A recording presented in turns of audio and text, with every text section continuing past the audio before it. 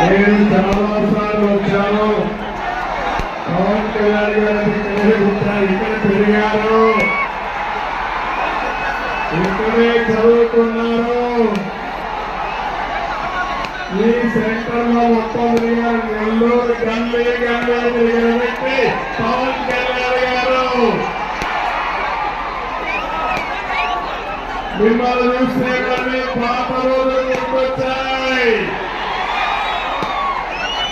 నేను అదే వారితో మాట్లాడినప్పుడు నాకు తిరుపతిలో గల్లీ తెలుసు, మీకు నెల్లూరులో గల్లీ తెలుసు.